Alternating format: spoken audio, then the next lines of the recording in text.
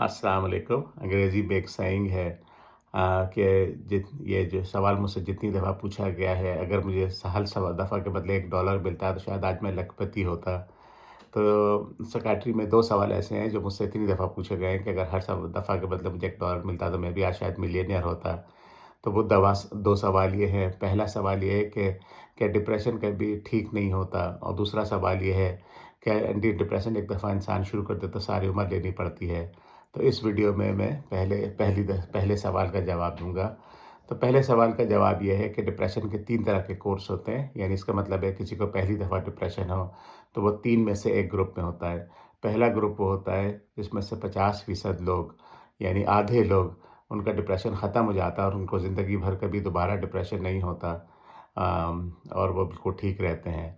دوسرا گروپ جو ہے 100 میں سے اب 100 میں سے 50 لوگ تو یہ ہو گئے، تو 150 بچے۔ ان مزید جو 50 ہیں ان میں سے 35 لوگ ایسے ہوتے ہیں جن کا ڈپریشن ٹھیک تو ہو جاتا ہے، لیکن اس کے بعد کچھ عرصے بعد دوبارہ ہو جاتا ہے۔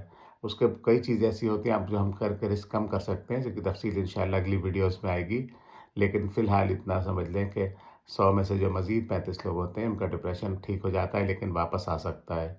اور پھر 100 میں سے 15 لوگ جو ایسے ہوتے ہیں، یعنی 15 لوگ بچے، وہ 15 لوگ بیچارے وہ ہوتے ہیں جن کا ڈپریشن جو ہے پوری طرح ٹھیک نہیں ہوتا، کچھ نہ کچھ علامات ان کو باقی رہتی ہیں۔ وہ بھی دواؤں سے بہتر تو ہو سکتا ہے لیکن ان کو مکمل شفا نہیں ہوتی۔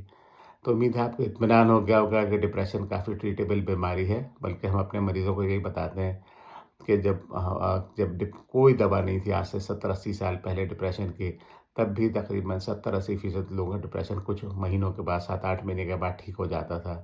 دوا سے فرق صرف یہ پڑتا ہے کہ وہ جلدی ٹھیک ہو جاتا ہے، اس کو دوبارہ ہونے کا امکان تھوڑا کم ہو جاتا ہے۔